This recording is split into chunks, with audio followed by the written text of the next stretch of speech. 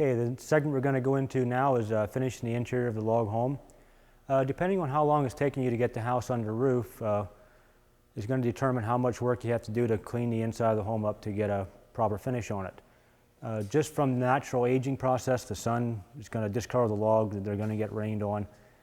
It's going to naturally make the logs darker. You've seen that on the exterior of the home when we did the finish there, how we cleaned the house up with bleach.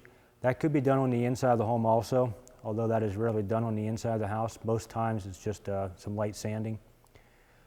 What we recommend you do is go into one of the closets you have on the exterior log wall, to take the polyurethane you're going to use, actually put that on the bottom course without doing any sanding. You're not going to like the way that looks. The log's going to be discolored. It's just not going to look nice. Next course up, maybe take the sander and only sand out the areas that has some fingerprints on or some mud on from your shoes getting against it, something like that. When you do sand out that area, you're going to create a white spot. And when you put the polyurethane on that white spot, it's going to become very noticeable, and you're not going to like that area. Third log up, maybe take and sand the entire log. How far down you want to sand, that's up to you. We recommend at least 80 grit sandpaper for the first application of sanding. That's going to get your logs nice and white, and that's what you want to end up with as a final result, nice white logs. As far as sanding, just get the logs so they're an even white finish. As far as the V-grooves, they can be done with the same palm sander, or you can take a block of wood with sandpaper wrapped around it and clean out the little V-grooves. We've had some people that have actually sanded the logs down to like 200 grit sandpaper. They wanted to get the logs to look like a kitchen cabinet. That's entirely up to you. If you want to go that, fine. What we do not recommend though is when you start to sand, don't start sanding in the largest room that you have in your house. Start in the closet. See how far you want to take those logs down as far as the smoothness on the finish. If you start in, say, your living room and you have a very long wall that's all logs, and you get halfway across and you're taking it down to 200 grit sandpaper, and you decide this is going to take forever, you cannot stop. If you stop at that point and change to maybe only 80 grit sandpaper, when you apply the polyurethane, you're going to see that variation on the sanding. So whenever you start a wall, that's where you got to end the wall, same amount of sanding. So start in the small area first, see what you want to do, then that's what you're going to continue through the rest of the house. Just as an example, when we were building, didn't matter how long it took to build the house, we started at the top log, we sanded to the very bottom log. Every log in the house got sanded, whether it took a week to get under the roof or 5 months or whatever it was. Every log got sanded. We used 80 grit sandpaper, got a nice white finish. We wiped it down, we're ready to put the polyurethane on. As far as the tongue and groove is a concern in sanding, on the ceiling, if you would sand those boards before you put them up, only remove whatever fingerprints or marks that are on them. Those logs are going to be fairly smooth finish from the factory, and being that they're installed face down, the sun's not going to hit them, so they're not going to get discolored.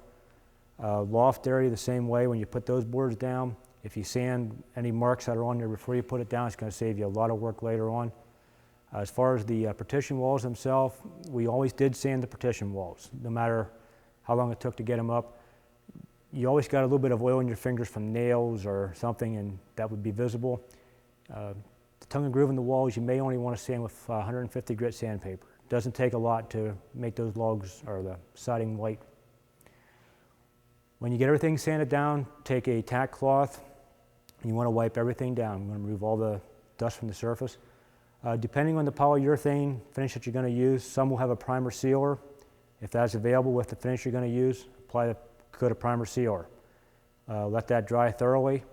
And if you read the instructions on the back of the can, it'll tell you to take some very fine sandpaper, about 200 grit, 220 grit, and do some light hand sanding. What you're going to do is you're going to remove the fuzz that is created from the first coat of polyurethane drying on the log. It tends to raise the grain, makes it feel like a piece of sandpaper. If you did not sand between the first and second coat, when the second coat is applied, it's actually going to exaggerate the roughness. The wall is going to be very rough, and if you want to try to take a dust rag across it, dust rag is going to stick to the log wall or the tongue and groove wall. So between applications, you need to do a very light hand sanding, wipe it down, and apply the coat of satin polyurethane. For most applications, 2 coat is all that is required. Some areas you may want to apply a 3rd coat would be between your kitchen cabinets, kind of grease or something splashing on it.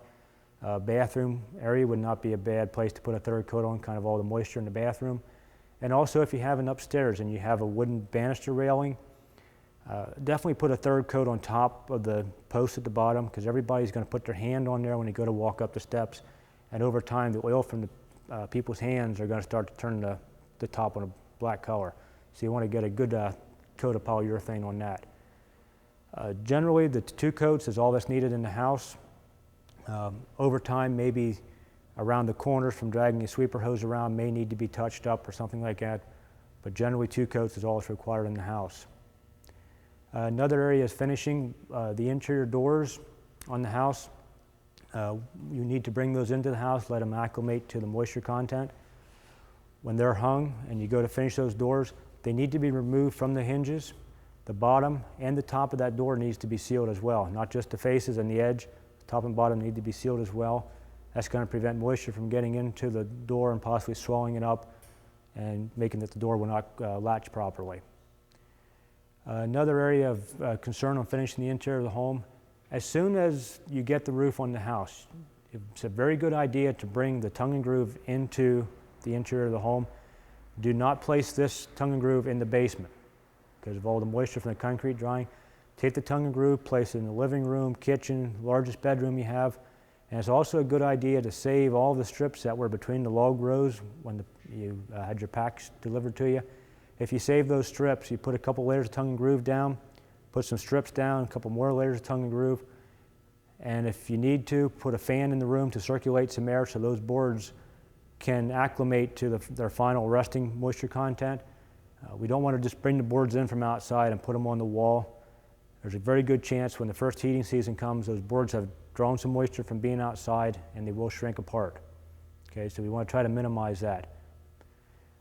When you install the tongue and groove, that would get nailed onto the wall with finish nails, and that would be nailed down through the tongue. Okay, you want to take and blind nail all the tongue and groove on. Do not face nail the tongue and groove. It's not the correct way to install it, and it also doesn't look very good when it's finished.